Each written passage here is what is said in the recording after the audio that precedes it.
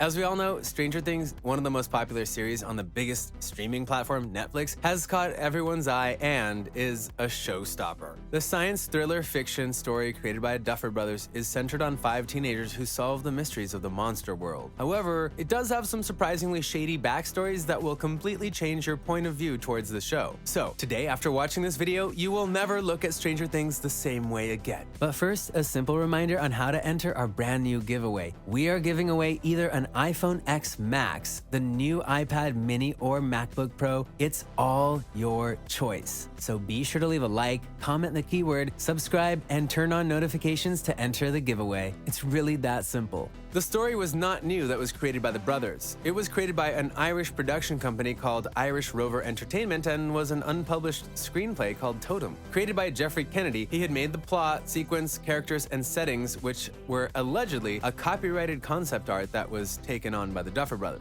The two directors had a common link, Aaron Sims, who helped develop Jeffrey's script but went on to produce the show for the Duffer Brothers. Jeffrey's script was inspired by his childhood friend Clint Ostomer, who suffered from epilepsy. They spent their childhood together in rural Indiana, where Ostomer was fighting epilepsy, which he referred to as his demon that created lightning showers in his brain. The seizures created in his brain as a result of these showers sent him to an alternate place where the demon took over his brain. As stated by the lawsuit filed by Jeffrey Kennedy on the Irish series, one of the main characters was a girl named Kimmy who battles a dark spirit, Azrael, and his army of black wolves. In Stranger Things, Kimmy is changed to 11 and is played by Millie Bobby Brown. Right from the first episode of Stranger Things, it's pretty evident that the setting is nothing we haven't seen before. The series is set in the late 80s and is a mix of Steven Spielberg's and Stephen King's elements. The characters are the same in every thriller, mystery, movie, or TV show. The dorky squad consists of 4 kids, a brainy one, a sensitive one, a fat one, and a black one. These are the same 4 types of people you would see in any movie, e.g. It. It is the movie based on Stephen King's novel that had the same squad of 4 people and 1 girl. Both It and Stranger Things also, coincidentally, have one actor in common, Finn Wolfhard. Let's talk behind the scenes now, starting with the logo, which was clearly inspired by Stephen King. Stranger Things became quite a piece of art on Netflix. Coming to the cast, Millie Bobby Brown has changed a lot since starring in the series. She went through a major transformation and even shaved off her hair for her telekinetic superhuman role in this series. One time, as recalled by the Duffer Brothers, the actress was inexplicably covered in glitter, postponing their shoot by 45 minutes. The team was not impressed with it, but let go since she was an 11-year-old. The character of Steve, played by Joe Keery, was initially just an 80s douchebag, but as we came to know more and more of Joe, the character slowly evolved to be likable and charming. He was meant to be a dark character in season 1, but due to the potential character evolvement, he was just kept as a side character and made Billy Hargrove, played by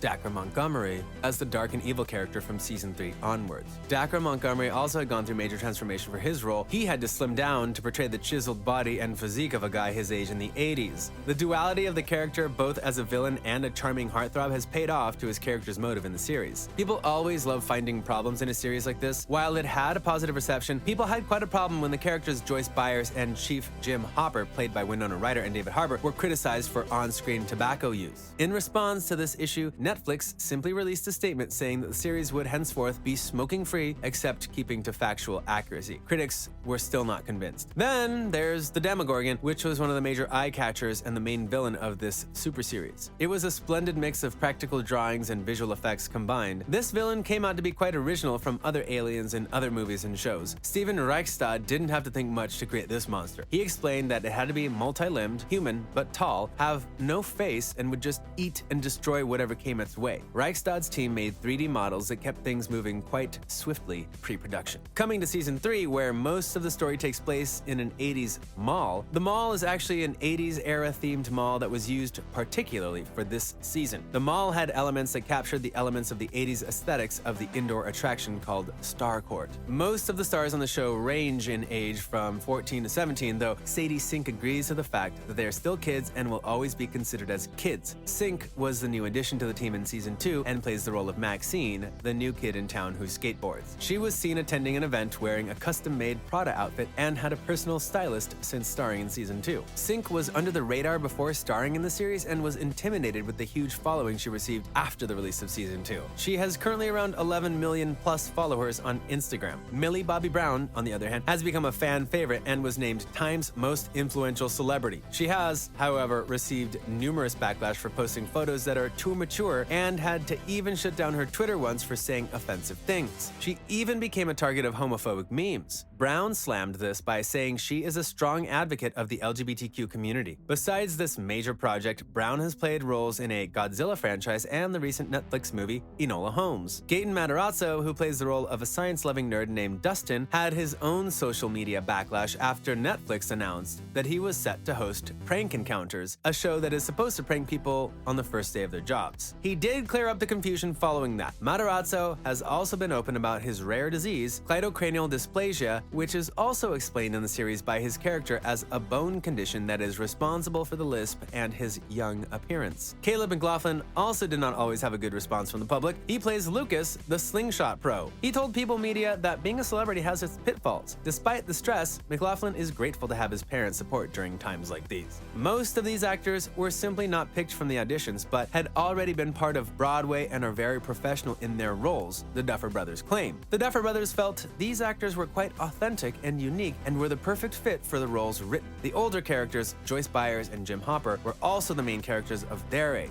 Joyce Byers has only two moods: panicked and stressed, as she has a missing son in the first season and is highly worried all the time in the following seasons as well. But in real life, she is nothing less than a quirky, intelligent, and a beautifully strong woman. Chief Jim Hopper's job is to keep the town safe from the nasty government experiment that had gone wrong, and he also plays a dad figure to Eleven later in the series. He is worried about Eleven getting captured by the government officials again and tries to keep her protected, but she lashes back, and it turns out some of the emotions exchanged were real. Brown did express the connection between both as they played the roles of a father and daughter, and the scenes had real emotions. Noah Schnapp is probably one of the characters that faced the most tragedy among the first two seasons, as he plays as the missing child, Will Byers, in season 1. From almost being eaten and killed by a Demogorgon to having PTSD coming out of that and becoming a host for an even bigger monster, Noah takes us through the shoes of a truly traumatized person in the series and certainly gives everyone chills. Finn Wolfhard, who plays the role of Mike Wheeler, could simply be described as an awkward kid. He's the type of kid that would be rejected due to his awkwardness